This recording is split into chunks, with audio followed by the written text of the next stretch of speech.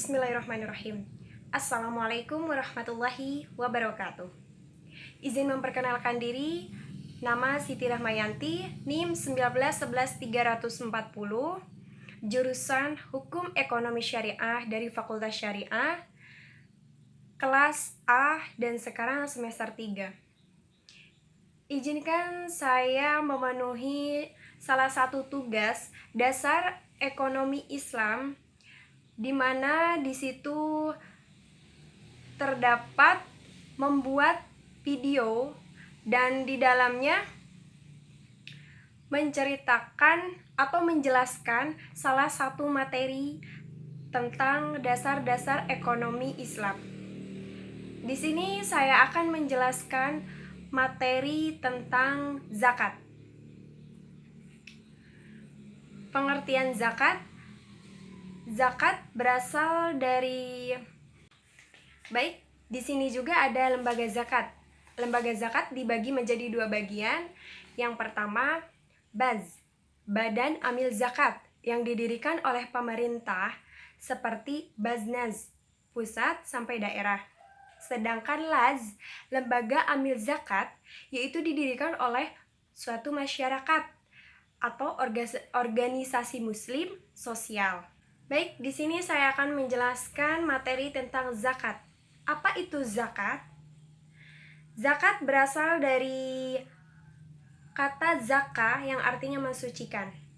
Sedangkan menurut istilah, zakat adalah sejumlah harta tertentu yang memenuhi syarat-syarat tertentu dan wajib oleh Allah Subhanahu wa Ta'ala untuk dikeluarkan kepada orang-orang yang berhak menerimanya. Dan orang yang berhak menerima zakat tersebut disebut dengan mustahiq, yaitu orang yang wajib menerima zakat. Yang pertama, mualaf. Kedua, ibnu sabil.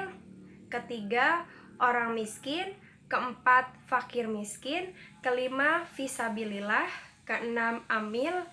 Ketujuh, budak. Dan kedelapan, hamba sahaya.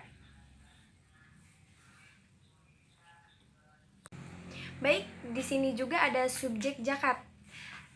Yang pertama, muslim. Yang kedua, orang kaya. Yang ketiga, hadis, yaitu ada dalam rukun Islam. Yang keempat, Al-Quran. Ada di dalam penjelasannya itu ada di dalam Quran surat At-Taubah ayat 1 dan Quran surat Al-Baqarah ayat 43. Hukum zakat ada dua, diantaranya hadis, Al-Quran. Nah, di sini juga ada syarat-syarat zakat. Yang pertama, beragama Islam. Yang kedua, zakat merupakan salah satu bentuk dari suatu ibadah. Yang ketiga, mencukupi nisabnya.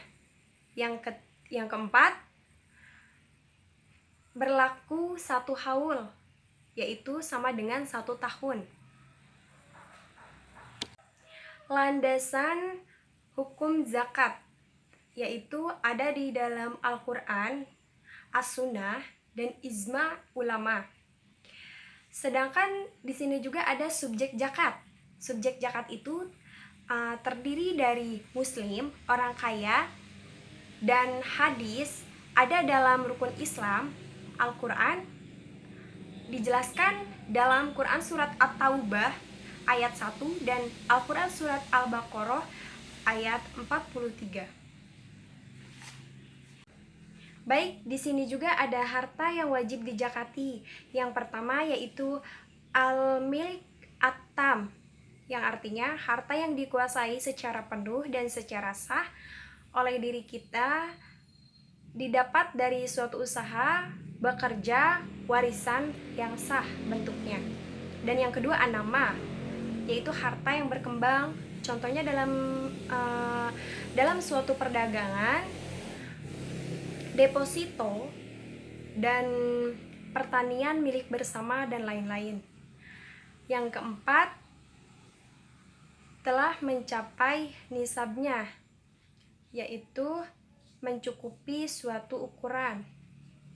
Dan yang kelima, telah memenuhi masa haulnya, yaitu memenuhi nisabnya selama 1 tahun. Baik, di sini juga ada macam-macam zakat, dibagi menjadi 2 macam. Yang pertama yaitu zakat fitrah atau zakat nafs atau jiwa. Zakat ini dilakukan secara wajib oleh umat muslim ketika menjelang Hari Raya Idul Fitri, yaitu pada bulan suci Ramadan. Yang kedua, zakat mal. Zakat mal yaitu merupakan salah satu bentuk dari macam-macam yang didapat dilakukan oleh umat muslim. Dan di sini juga ada hikmah zakat. Hikmah zakat yang pertama yaitu mensyukuri karunia Allah Subhanahu wa taala, mensuburkan harta dan pahala, membersihkan diri dari sifat kikir, dengki, iri dan dosa. Yang kedua, sangat melindungi masyarakat dari bahaya kemelaratan dan kemiskinan.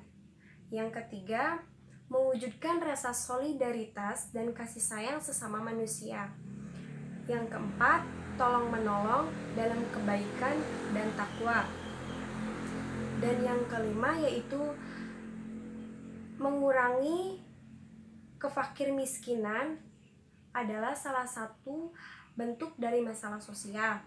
Dan yang terakhir, keenam, membina dan mengembangkan solidaritas sosial. Baik, sekian dan terima kasih. Itulah tadi penjelasan video materi yang disampaikan oleh saya Siti Rahmayanti. Kurang dan lebihnya mohon dimaafkan. Jangan lupa menjaga 3M, menjaga jarak, mencuci tangan, dan memakai masker. Kurang dan lebihnya mohon dimaafkan sekali lagi. Wabillahi taufiq wal hidayah. Wallahul muwafiq ila aqwamit thoriq. Wassalamualaikum warahmatullahi wabarakatuh.